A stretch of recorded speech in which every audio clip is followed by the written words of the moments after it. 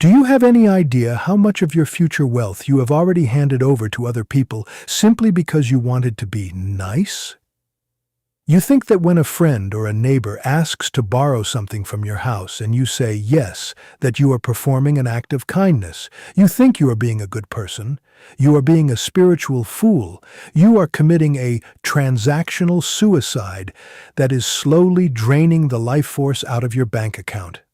Every time you hand over a personal object to a person who is struggling, you are not helping them. You are allowing them to plug their poverty cord into your wealth grid. I am Rabbi Boaz. For over 40 years, I have lived within the texts of the Kalim, the vessels of abundance. My family has carried the secrets of spiritual engineering from the streets of Jerusalem to the highest boardrooms of global finance. We did not build our legacy by being nice. We built it by being guarded. I am done watching you be retarded with your personal energy. I am done watching you treat your most sacred physical anchors like they are common trash that can be passed from hand to hand.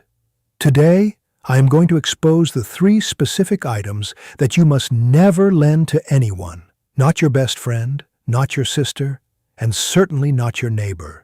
If these items leave your house, your Mazal leaves with them. I am going to explain the spiritual physics of why lending these objects creates a permanent leak in your parnasa. And I am going to show you the retrieval protocol, how to fix the damage if you have already made this mistake. But before I reveal the first item, I need to know if you are ready to stop being a doormat for poverty. If you are ready to lock the doors of your destiny and stop the bleeding of your wealth, hit that like button right now. And I want you to go to the comments and type these 4 words. I guard my Mazal. Do it now. If you don't have the discipline to claim your energy in a comment section, you will never have the discipline to protect it in the real world. Type the words, and let's begin. Let me tell you about a man named Isaac. Isaac was a high-level real estate agent in New York. He was closing 3 or 4 deals a month. He was on a golden streak. Then, one afternoon, his cousin, who was always struggling, always in debt, and always complaining about how unfair the world was, came over and asked to borrow Isaac's car for a weekend trip. Isaac, wanting to be the good cousin, handed over the keys. The car came back clean. Nothing was broken. But from that Monday morning on, Isaac's golden streak didn't just end. It shattered. Deals that were 99% complete suddenly fell through for no reason. Clients who had worked with him for years stopped returning his calls. For 6 months, he didn't close a single contract. He was burning through his savings just to keep his lights on. He came to me, shaking, asking if he was cursed. I told him, Isaac, you weren't cursed by a demon. You were cursed by your own hand. You handed over your keys to a person who carries a frequency of failure. When that car left your driveway, your authority over your territory left with it. You allowed a poverty spirit to sit in the driver's seat of your life for 48 hours. You didn't lend a car, you lent your Mazal. Most of you don't understand that physical objects are sponges. In the Kabbalah, we learn that every object you own, especially the ones you use daily, absorbs your aura. It becomes tuned to your specific frequency of success. When you lend that object to someone who is spiritually dirty, someone who is always in debt, someone who is full of ayin hara, the evil eye, that object comes back contaminated. It brings the other person's lack into your sanctuary. You are literally inviting a financial virus into your home. The first item you must never lend to anyone is your keys. Whether it is your house keys, your car keys, or the keys to your office, this is a sacred taboo. In the Hebrew language, the word for key is maftiach. It comes from the root word to open. A key is not just a piece of metal. It is the physical symbol of your authority. It is the tool that gives you the power to open the gates of your own provision. When you hand your keys to another person, you are performing a transfer of power in the spiritual realm. You are telling the universe, I am no longer the sole master of my domain. I give this other person permission to access my frequency. If the person borrowing your keys is struggling, if they are dumb with their money, if they are lazy with their spirit, they will muffle the opening power of those keys.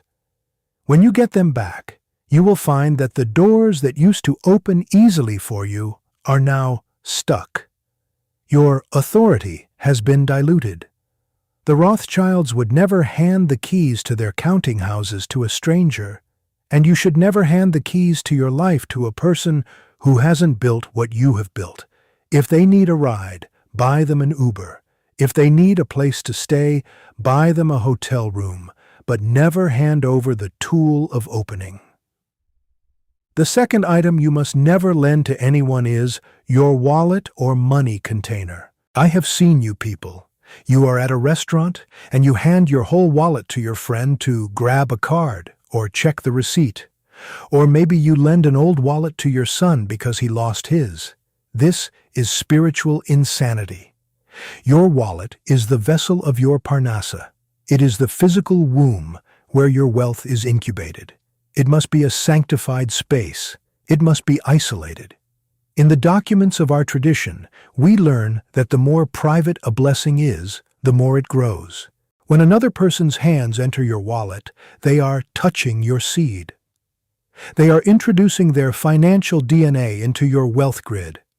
If they have empty hands, meaning they are perpetually broke, their energy will act like a parasite on your bills and cards. They will freeze the multiplication frequency of your money. A Jewish millionaire treats his wallet like a high-security vault. It is for his eyes and his hands only. The moment you lend it, you are opening the valve to drain your own reservoir. The third item you must never lend, and this is the one that will surprise you, is your shoes. You think I am joking? Go read the Talmud, Tractate Pesachim. The sages warn that a person should never sell or lend their shoes. Why? Because your feet are your contact point with the earth. Your shoes are the buffers that protect your path. In the Kabbalah, the path of a person is their Mazal. It is the specific trajectory that the Creator has laid out for your success. When you wear your shoes, you are breaking them in, not just physically, but spiritually. You are engraving your specific success path into the soles. When you lend those shoes to someone else, they are walking in your path with a different intention. They are scuffing your spiritual frequency. Have you ever noticed that when you lend a pair of shoes, they never feel the same when they come back? It isn't just the fit, it is the vibration. If a loser walks a mile in your shoes, they leave the scent of failure in the fabric. When you put them back on, you are literally stepping into their lack. You will find yourself making the same dumb decisions they make. You will find yourself tripping over opportunities that should have been easy. Shoes are personal anchors. If you are done with them, throw them away or give them to the poor as a permanent gift, but never take them back after they have been lent. Now I need to speak to those of you who are already sweating because you realized you made these mistakes this morning.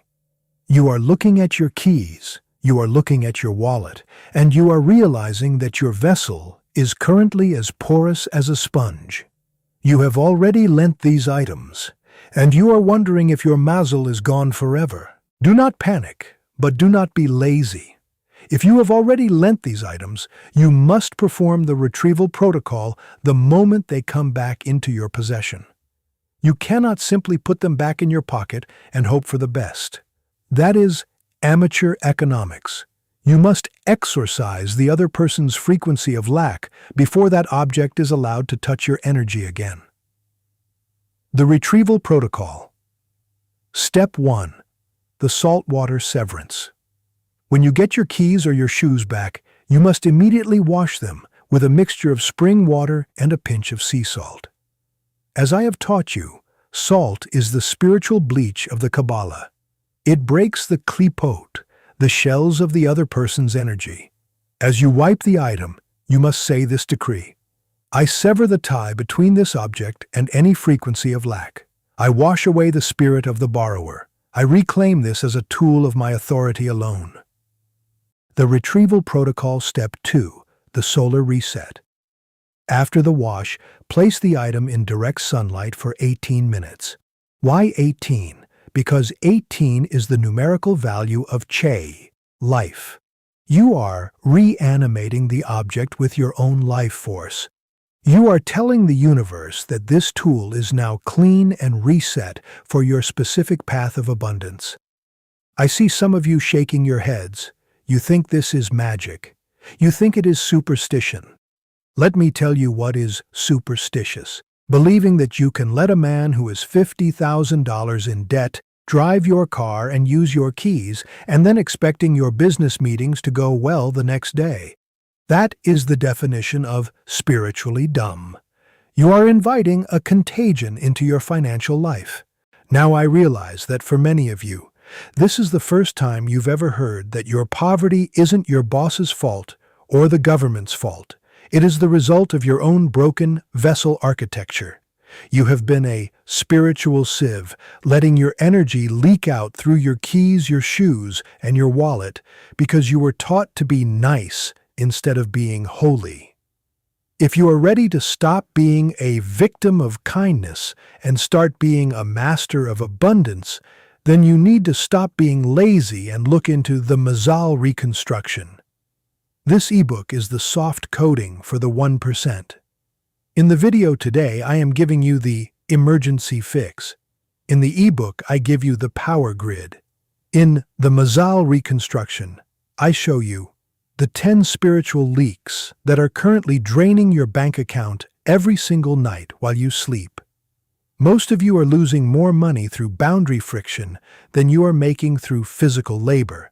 The Midnight Gateway Ritual, the specific hour when the treasuries of heaven are replenished, and how to place your request so it is the first one seen by the angel of provision.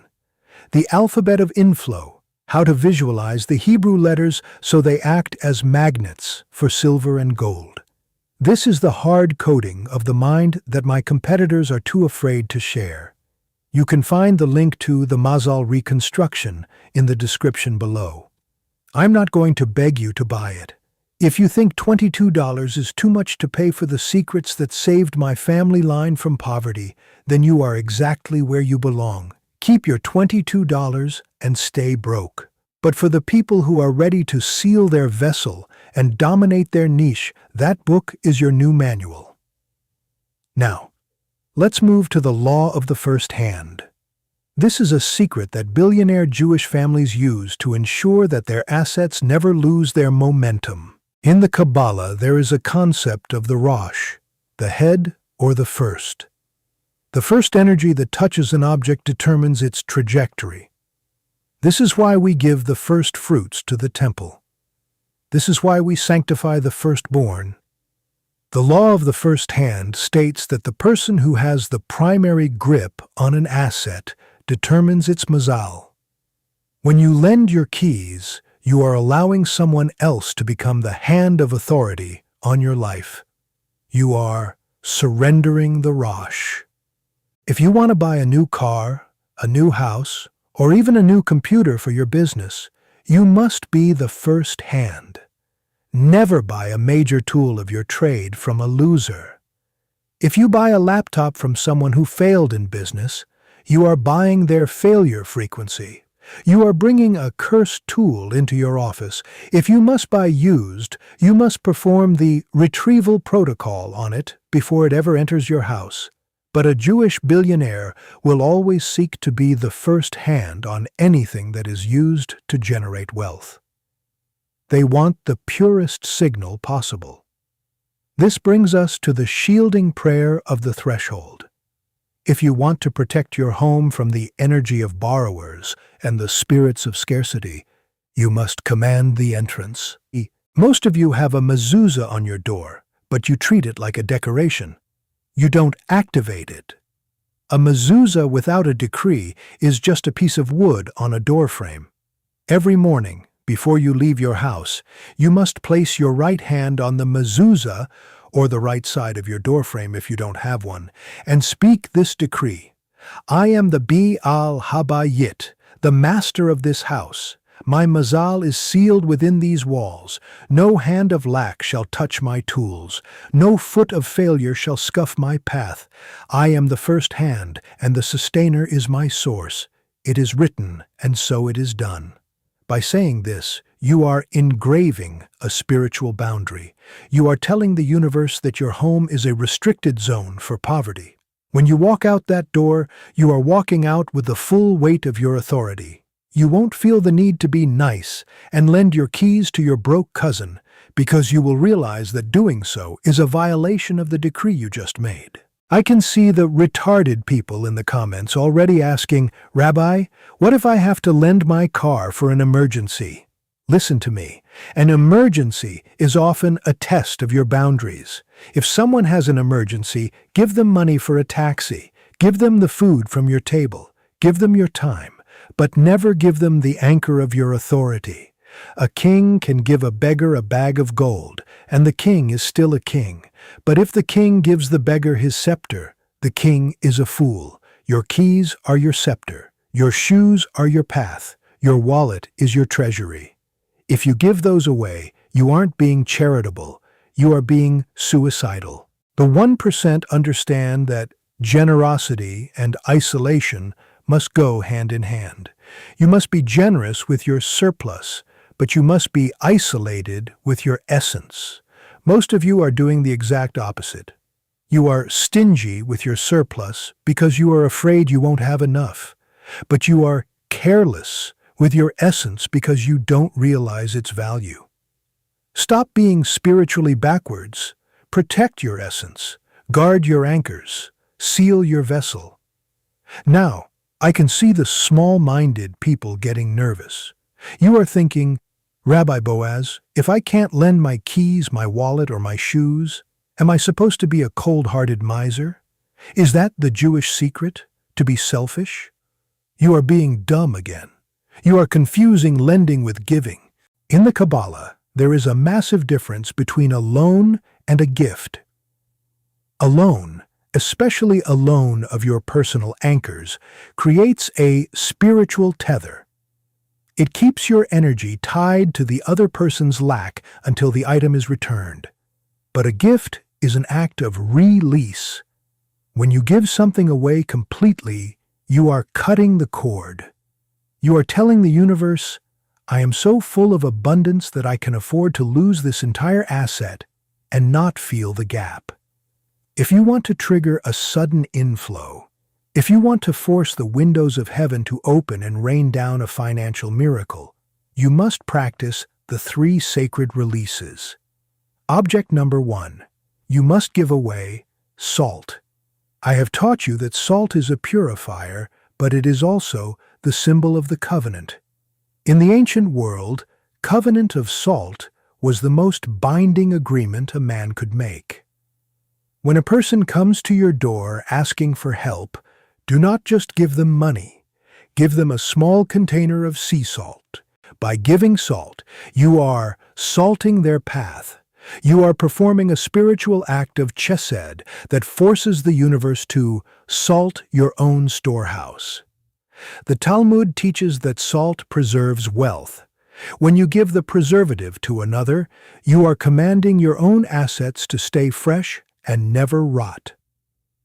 Object number 2. You must give away bread. Never let a person leave your house hungry, but don't just give them a leaking snack. Give them a whole loaf of bread. Bread is lechem. In its letters is the secret of milchama, war. Wealth is a war against the angel of poverty. When you give bread, you are providing ammunition to another soul. This act of feeding the war of another triggers a promotion in your own spiritual rank. The master of the universe always gives the most rations to the general who feeds the most soldiers. Object number 3. You must give away a seed of the stranger. Once a month, You must take a bill, a 20, a 50, or a 100, and you must leave it in a public place where a stranger will find it. You must not see who picks it up. You must not get a thank you. This is the purest transaction. You are putting money into the invisible hand of the Creator. When you give to someone you know, there is ego involved. When you give to a stranger who will never know your name, you are recruiting the universe as your business partner. This is the billionaire's insurance policy. It ensures that even when the markets crash, your seed is growing in a field that the accuser cannot touch. But I must give you the forbidden left-hand lending warning. I have watched you at your office and at your kitchen tables. Someone asks to borrow a pen or a stapler, and you reach out with your left hand. You are cursing the exchange. In the spiritual geometry of the human body, the left hand is the hand of gevura, restriction and judgment.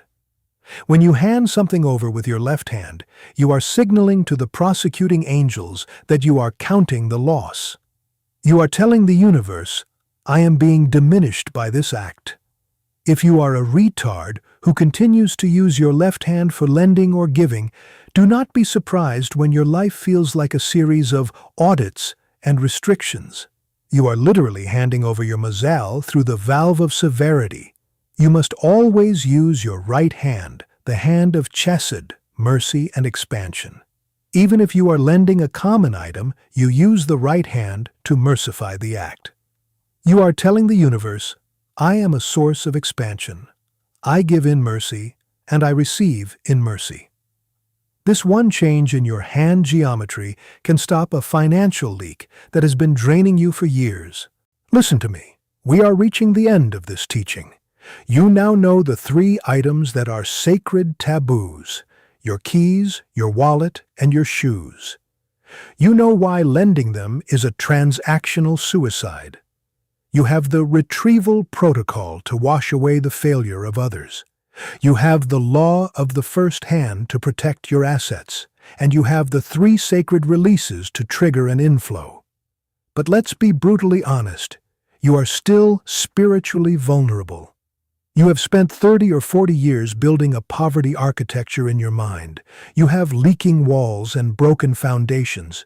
You think one video is going to fix a lifetime of spiritual negligence? I told you I have the master blueprint. I am talking about the Mazal reconstruction. This is not a feel-good book. It is a hard-coding manual. If you are the kind of person who is satisfied with tips and tricks, then stay here on YouTube with the 99%. But if you are the person who says, Rabbi, I am ready to rebuild my entire life from the atoms up, then you are ready for the reconstruction. In the link below, I reveal the deep architecture that the competitors are too lazy to teach. The 12-minute midnight window, the exact time when the heavens are recoded for the next day. If you aren't decreeing at this time, you are just reacting to the leftovers of others. The geometry of the office. Exactly where to sit to ensure that the angel of provision is always at your right hand. Most of you are sitting in a cursed corner that blocks your intuition. The 3 forbidden financial words. If you say these words while looking at your bank account, you are freezing your income for 3 months. You likely said one of these words this morning. The algorithm of the tzedakah, the specific mathematical way to calculate your giving to trigger a 100x return. There is a prime number secret to giving that the 1% has used for 3,000 years. The link is in the description and pinned in the first comment. The price is $22. 22 is the number of the letters of creation. If you think $22 is too much to pay for your financial salvation, then you have already proven that you belong in the poverty loop. You are telling the master of the universe that you value a cheap meal more than his ancient codes. I don't need your money. I am a Baal HaBayit. But you need this book before the coming economic judgment wipes out the unprotected vessels. Click the link tonight.